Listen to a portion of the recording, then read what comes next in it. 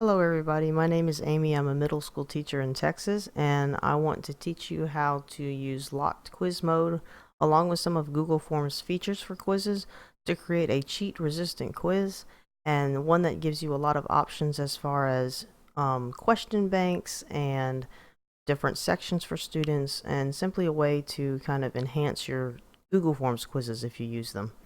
So first thing I'm going to do is I'm going to show you a quiz that I just gave to my class and show you all the features that I've used.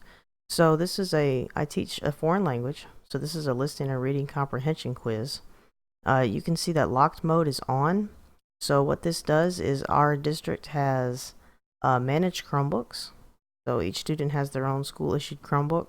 So they can only take the quiz on the school issued Chromebook. So in my case, I would tell them, bring it to class and we take this in class.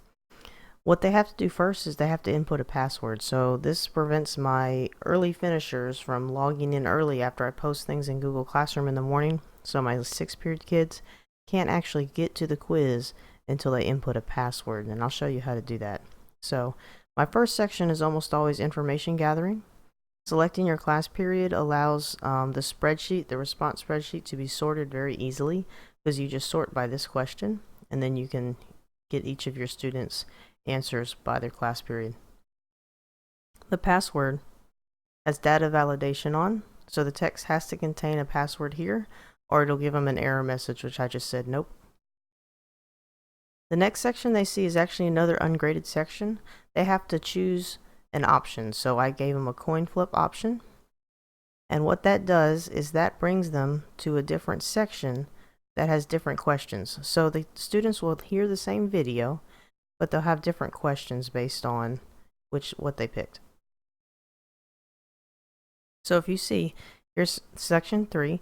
This is the listening comprehension. So they have their video. I've told them they can use a vocab page for help. They can listen to it as many times as they want. The only thing that's kind of disappointing in embedding a video into Google Forms, it does not let you go full screen in locked mode. So just be aware of that. So what I did was I actually showed the whole class this video on my projector so they could see the images really well and kind of associate it with that. So you'll see I have questions here.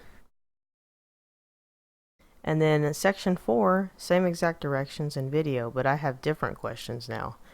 So the students got the same points, except they would get different questions depending on if they chose heads or tails up earlier. I then have another page break, just like that, and it says pick a color. And they have a reading section, and the reading sections are different selections based on what they pick. So here they actually have the same questions, but they have different information that they have to pull out of the paragraph. So you'll see that it says total points is 270. What you need to do if you're going to do these multiple section quizzes is just make sure however many sections they're going to take, it adds up to 100 or whatever you want to do. So I had 12 questions. I had 6 per section, so I made them 9 points and just gave them 108 if they got perfect. But you're going to have to tell your kids that, because they see the 108 out of 270 and then they freak out a little bit. So let's get to making the quiz. So right now we're going to use some history material that a coworker gave me, so everyone can kind of see what's going on. So we'll say land acquisitions in the United States. Now remember, your first page, your landing page, needs to be some kind of identifier. I will usually do pick your class period, as that makes it easier to sort. And we'll do a short version, just for the sake of the video. So you want to make all your questions required. You want to make sure that if it's ungraded, it's 0 points, because otherwise it will make sure to take points off, and you don't want the kids getting points off on their class period number. Now the next thing to do is input a password.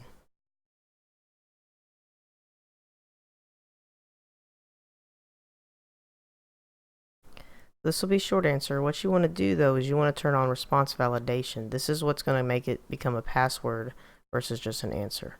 So Their answer will need to contain, and you can do other things like this. You can have them do a URL or put their email address in or something like that.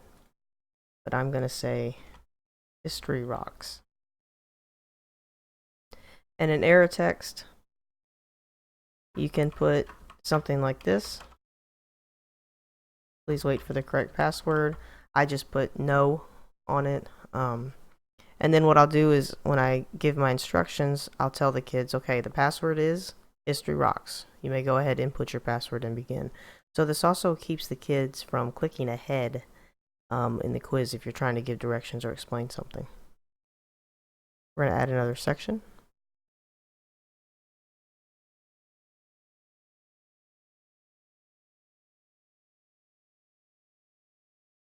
All right. And we'll title this map information. So this is where we're going to do our page break. This is where we're going to do our first page break. So first thing I want to do is I'm going to add an image. I'm going to add an image of a map that I took earlier. And I may make a little cut here so you don't see my personal pictures.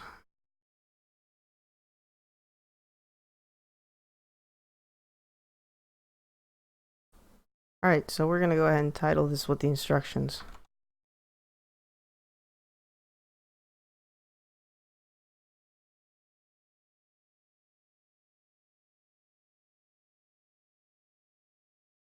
So we're going to tell the students to go ahead and study the map below, kind of familiarize themselves with the dates and the information provided. And then we're going to have them choose an option. But before we do that, we need to go ahead and make our sections. So I'm only going to make 3 sections. The information I was given to make this quiz was this, so there are actually 6 sections. But I'm going to show you, just show you what to do with the 3. What we're going to do is we're going to title these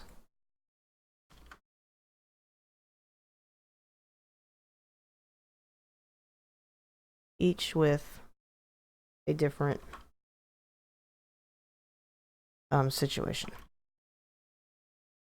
So let's do the Louisiana Purchase, annexation of Texas, and the Mexican cession.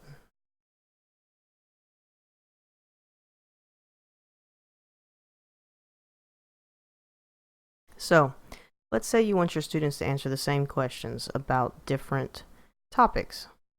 There's an easy way to do that, but first we need to set up so that the students will go to these different sections based on their choice.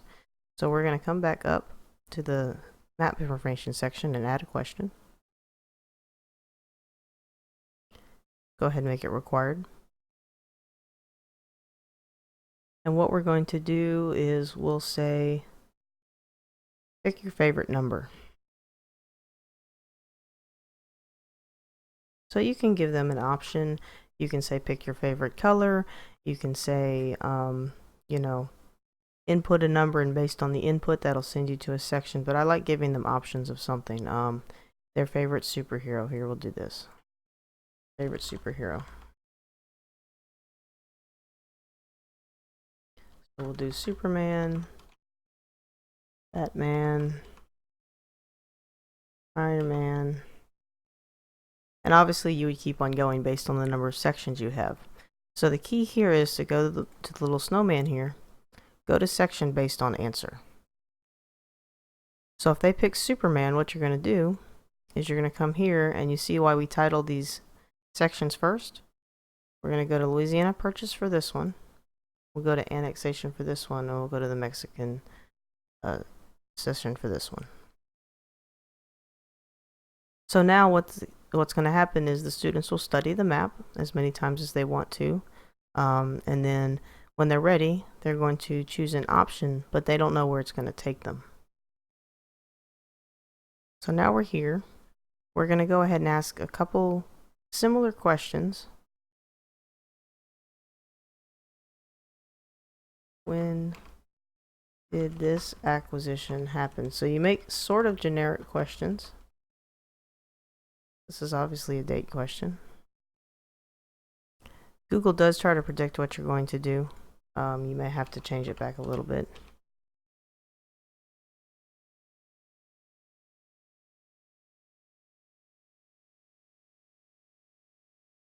So we have our answers. The important thing to do here, always make sure your questions are required. Now this is for points, so we want to go to answer key, select our correct answer, and we'll make them 10 points each. So we also want to go shuffle option order. Shuffle option order is another option that will help your students, because number one, if you're like me, I like to put the right answer first always, so it's easier for me to mark it. And then I'll shuffle option order and it won't always show up as the first one. Let's add one more question. So you'd add multiple choice questions that could be used for each of these sections if you wish. And we'll add a short answer because each of these have a short answer at the bottom right here.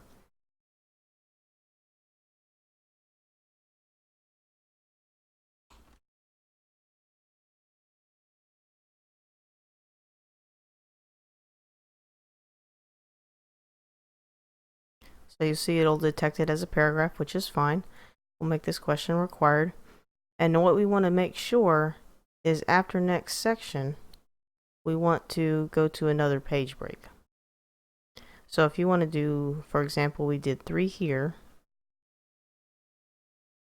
We're going to add a section.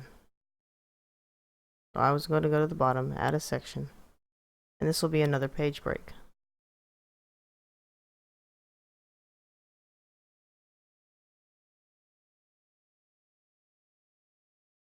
So we'll get to that in a second, but this is section 6. So we don't want them going on to these 2. So we have to have, after section 3, pick your favorite villain.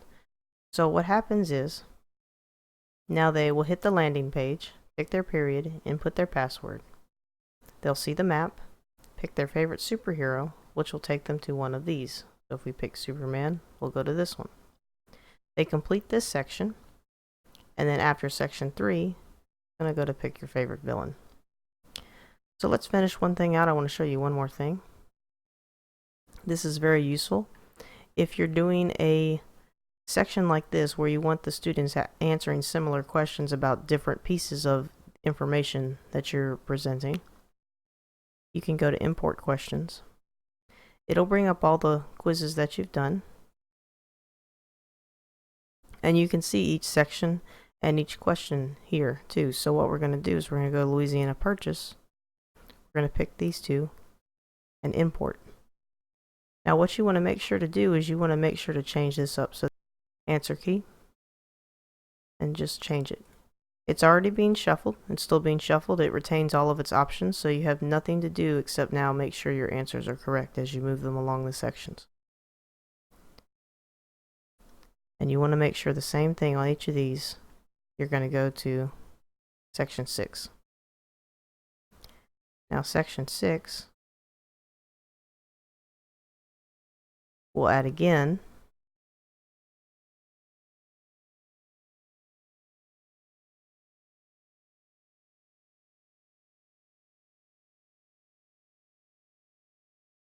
We'll say, let's see,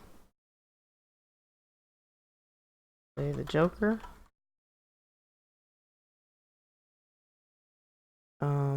We'll do all Batman villains because so I know Penguin.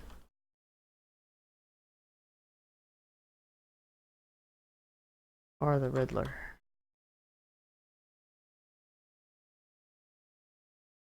And again, what you'll do is you'll go to section based on answer, and you'll make your second 3 sets of sections, and then you'll pick from there.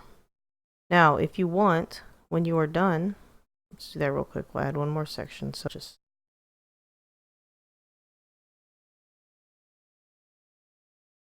say we imported all of our questions.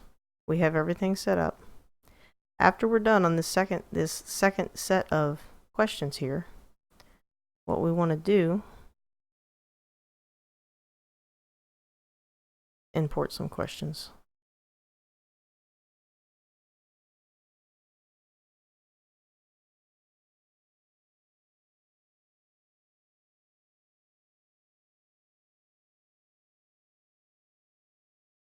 What we want to do is we want to say, after section 7, submit form.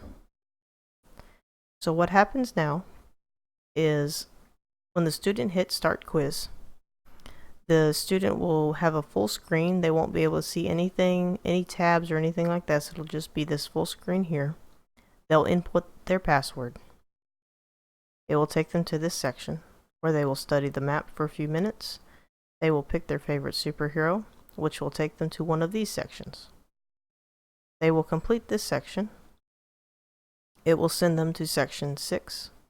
Pick your favorite villain. And from there, we will have our selections done. And so it'll send them to a section. And then after they are done that next section, submit forms. So you can repeat this as often as you want. And basically, that's another way of creating a question bank. If you want them to do certain questions, for example, if you have a 30 question question bank, you can break them down into sets of 5 or sets of 10, and then have the kids do 1 or 2 of those sections. So it cuts down on the, oh, remember the question about, you know, the annexation of Texas, it's going to be this. Not every student is going to be assessed over the annexation of Texas. So this is also a good kind of thing to see where the students are in the overall scheme of things. If you want to test all the material, you probably need to go ahead and just not worry about jumping sections to sections. But I wanted to show you a way to kind of prevent cheating or give the kids a variety of questions so not everybody, you know, by the end of the day knows exactly what you're going to ask on your quiz. One more thing we're going to do is we're going to make sure that this quiz is a locked quiz. So you want to make sure it's a quiz first. So it was, or we wouldn't be able to do points and stuff. But turning on locked mode, they are not allowed to open tabs or other applications, and they must take it using a managed Chromebook. So your district must have a managed Chromebook program turned on. This does allow them to only take it once if you turn this mode on, but as long as you delete their response, they can actually retake it. So what it does is it searches for their email or their ID number or whatever your managed Chromebook system is using, and you just have to go delete their response. They can take it again in case they want to retake, or you feel like, you know, something went wrong and they needed to take it again. So I actually cannot preview this because I am not on a managed Chromebook. So it really has it locked down. So I'm really happy with this, being a one-to-one Chromebook district. If this helps you, I'm glad. But I hope that you found this video easy to understand and follow, and y'all have a great day.